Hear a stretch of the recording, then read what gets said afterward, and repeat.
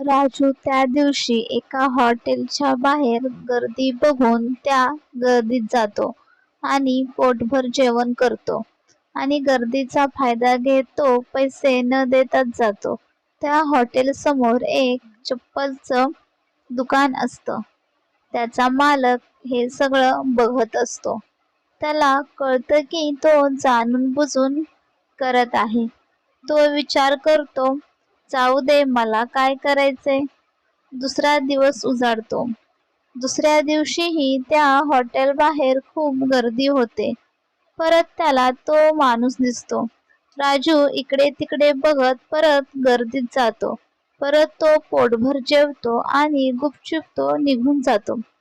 समोरचा दुकानदार हे सगळं आजही पाहत असतो. असं रोजच चालू होतं.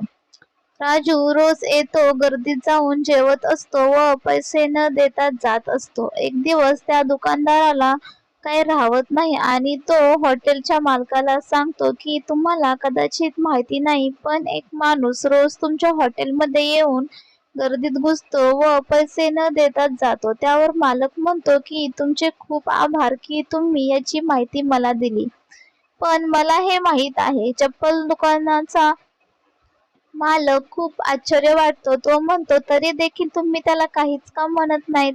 असेच चालू राहिले तर तुमचे खूप नुकसान होईल. त्यावर हॉटेलचा मालक म्हणतो की जेव्हा मला पहिल्यांदा कळलं की तो पैसे न देता गेला, तेव्हा मी त्याच्या मागे गेलो तर मला कळलं की तो त्याच्या म्हाताऱ्या आईबापाला थोडंसं मिळेल ते काम करून कसंबसं 2 वेळचं जेवण देऊ शकतो. तो स्वतः कधी जेवतो तर कधी नाही. आपल्या हॉटेल बाहेर जी गर्दी आहे ना, ती फक्त त्याच्यामुळे आहे. चप्पल दुकानदार म्हणतो, ते कसं बरं? त्यावर हॉटेल मालक म्हणतो, कारण तो रोज आल्यावर हीच प्रार्थना करतो की देवा, आजही खूप गर्दी होऊ दे आणि मला गर्दीचा फायदा घेत जेवायला मिळू दे.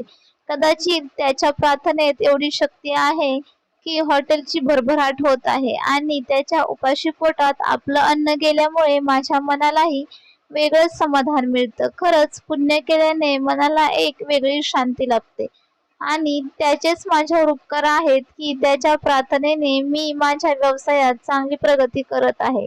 असं हसत बोलून मालक निघून जातो आणि असंच रोज चालू राहतं. राजू रोज गर्दीत येऊन पैसे न देता जातो, पण मालक काहीही म्हणत नाही.